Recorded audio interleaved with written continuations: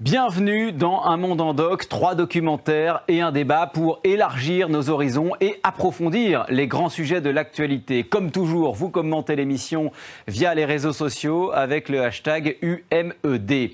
La confiance entre la population et la police est un élément essentiel du pacte républicain. Aujourd'hui, ce lien est abîmé. La crise des Gilets jaunes a tendu les relations entre les Français et ceux qui sont chargés de leur protection. Mais cette tension existe depuis beaucoup plus longtemps dans certaines parties du territoire, et notamment avec les jeunes. Au-delà des bavures qui laissent des traces durables, il y a au quotidien les comportements excessifs de certains policiers. Il y a de l'autre côté des fonctionnaires épuisés par la culture du résultat. Et puis de part et d'autre, il y a la peur et souvent le mépris. Alors nous nous demanderons avec nos invités comment retisser le lien. Mais avant cela, voici notre documentaire « Police, illégitime violence ». C'est un film de Marc Barr. Voilà, notre film se conclut sur une intervention sans violence, relativement banale, mais on l'a vu, c'est très souvent la défiance, voire l'agressivité qui domine entre la police et la jeunesse. C'est une question qui dépasse d'ailleurs désormais ce qu'on appelle, à tort ou à raison, les quartiers populaires. La crise des Gilets jaunes a tendu les rapports entre nos policiers et une partie plus large de la population. À qui la faute ? Comment opérer une désescalade ? La police est-elle au-dessus des lois ou ne fait-elle que répondre à la violence de la société, une société de plus en plus violente? On va voir ça maintenant, on va approfondir avec nos invités. Bonjour à vous Jean-Michel Schlosser. Il y a 5 ans encore, vous étiez officier de police judiciaire et aujourd'hui vous êtes sociologue. Vous travaillez notamment sur la légitimité de la violence. Bonjour Marion Guémas. Bonjour. Vous travaillez, vous, pour l'ACAT, l'Action des chrétiens pour l'abolition de la torture, sur les questions de police, de justice et de privation de liberté. Bonjour Denis Jacob. Bonjour. Vous représentez le syndicat Alternative Police CFDT, dont vous êtes le secrétaire général. Vous connaissez bien, vous aussi, le quotidien des policiers de ces quartiers pour avoir vous-même travaillé notamment à Villeneuve-la-Garenne. Bonjour à vous, Driss Etazaoui. Vous êtes, vous, adjoint au maire d'Évreux, vice-président de l'agglomération d'Évreux, en charge de la politique de la ville et de la prévention de la délinquance. Je précise que vous êtes aussi vice-président de l'association Villes et banlieues. Denis Jacob, en tout cas, ce que laisse entendre le film, c'est que la situation se serait dégradée. Alors, je pense qu'il faut déjà recontextualiser les problèmes. Je pense que c'est très très important. Il ne faut pas non plus laisser croire que le reportage démontre une norme dans la police nationale. Ça démontre des faits qui restent très marginaux. Dire qu'il n'y a pas de dérapage dans la police nationale serait une erreur. Je pense qu'il faut savoir reconnaître ses fautes, mais ce n'est pas la majorité des policiers, c'est une extrême minorité qui jette l'opprobre sur toute une institution. Et quand on parle de confiance perdue, ce n'est pas la confiance perdue entre la population et la police dans certains quartiers de France. C'est la confiance perdue vis-à-vis des pouvoirs publics. Parce qu'aujourd'hui, on demande à la police de régler tous les problèmes, mais quid de la politique de la ville? Mais monsieur pourra nous répondre. Quid de la politique sociale? On a des jeunes qui sont en déshérence et qui sont pris en charge par des voyous. Et c'est eux dont on parle principalement en termes de violence dans les quartiers. C'est pas le jeune qui va et vient normalement comme tout à chacun partout en France. Ce sont des jeunes qui sont pris donc en charge par des délinquants qui essayent d'instaurer leur réseau de trafic en tout genre, mais on a eu un abandon des pouvoirs publics. Voit dans le film, en tout cas, ont le sentiment, disent voilà, nous on est juste là, on est présent, on dérange.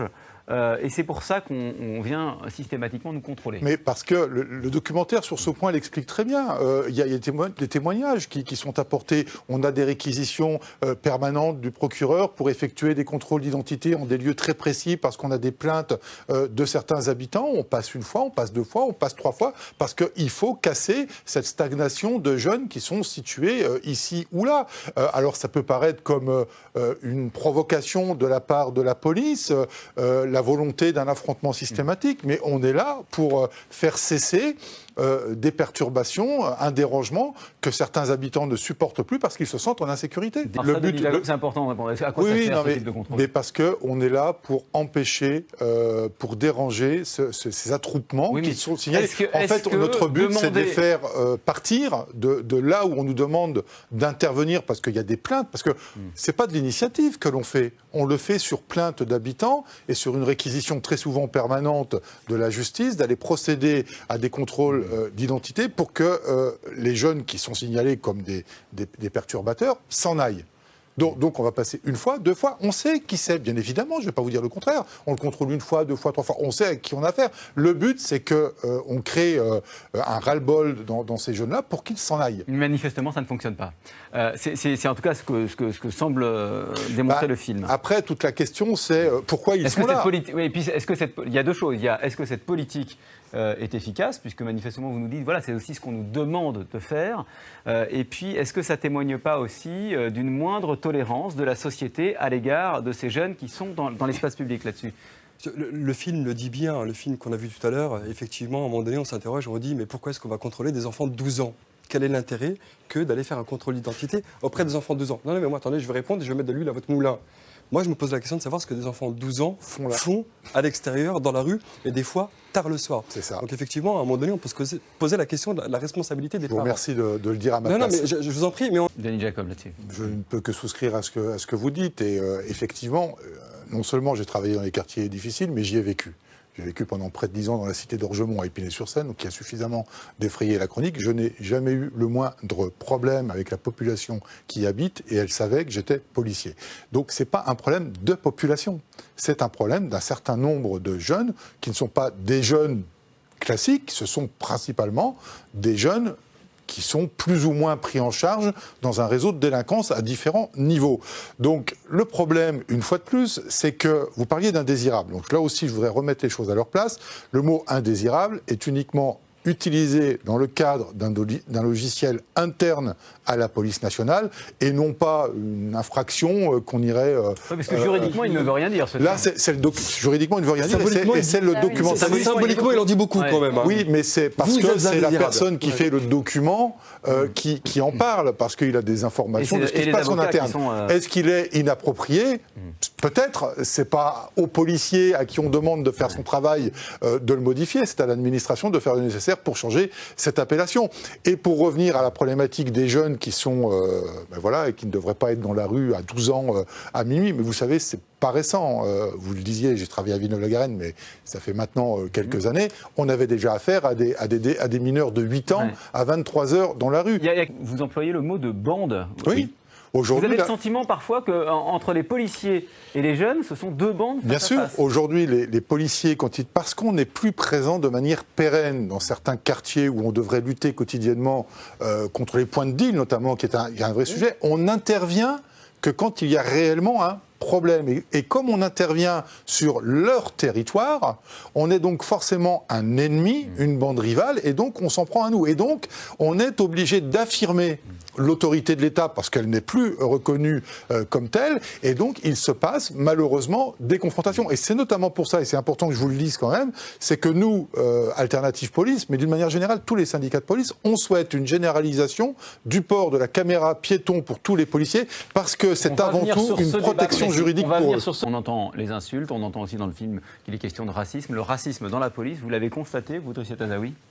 J'ai presque envie de vous dire que je l'ai constaté à titre personnel, puisqu'il m'est déjà arrivé, et à plusieurs reprises, d'avoir affaire à des personnes en uniforme qui ne se sont pas bien comportées. Quand je dis qu'ils ne se sont pas bien comportés, c'est un euphémisme, mais je crois que ce que j'ai pu vivre, c'est pas ce qui est le plus important, parce que j'ai grandi, je suis suffisamment raisonnable pour avoir le sens du discernement et de savoir qu'effectivement, au motif que certains agissent mal, la grande majorité agit très probablement très bien. Vous voyez, je ne souhaite pas qu'on généralise et sur les jeunes, mais également sur la police. Mais oui, cela existe.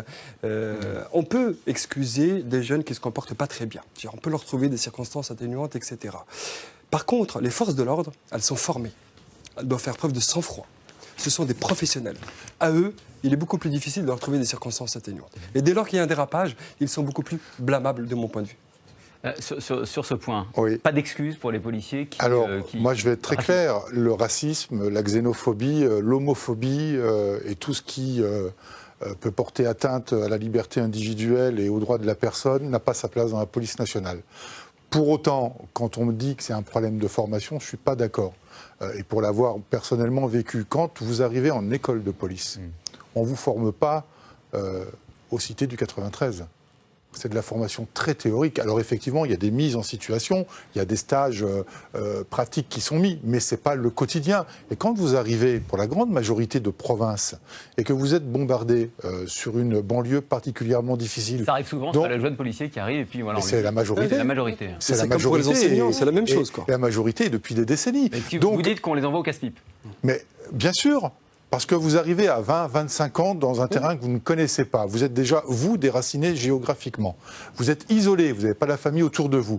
On vous envoie au charbon, dans une cité où il n'y a plus le principe de tutorat que moi j'ai connu, c'est-à-dire des anciens qui étaient fidélisés, qui étaient originaires du secteur et qui vous formaient, qui vous disaient « mais là tu n'interviens pas comme ça ». Vous décrivez une forme de perte de savoir-faire. Mais bien sûr, pourquoi ? Parce qu'aujourd'hui on a un tel turnover des effectifs et aucune véritable politique de fidélisation pour garder de manière pérenne des policiers aguerris au territoire dans lequel ils travaillent, eh bien forcément les policiers, comme certains jeunes, sont en perte de repères dans un quartier qu'ils ne connaissent pas. Les policiers donnent parfois le sentiment d'être là plus pour intimider que pour protéger. Non, pas du tout. Si vous voulez, pourquoi il y a 300 policiers ou gendarmes de présence sur une manifestation où il y a 100 personnes? Parce qu'on n'est pas à l'abri d'avoir des infiltrations de casseurs. Manifestation des Gilets jaunes depuis 46 semaines en sont une démonstration. Et donc, on doit prévenir tout trouble à l'ordre public. On doit assurer la sécurité de tous nos concitoyens et pas uniquement de ceux qui viennent manifester. Et sur la disproportion, je voudrais quand même qu'on remette là aussi dans son contexte, quand on parle des Gilets jaunes. Vous avez eu des Gilets jaunes le 17 novembre sur les ronds-points. Il n'y a eu aucun incident avec les forces de sécurité. Tout s'est très bien passé. Et puis, on a eu une dérive d'ultra, notamment, qui a infiltré ces manifestations-là et qui ne sont venus que pour en découdre avec les forces de sécurité. Et là, on pourrait reparler du maintien de l'ordre et de la réforme qui devrait être conduite.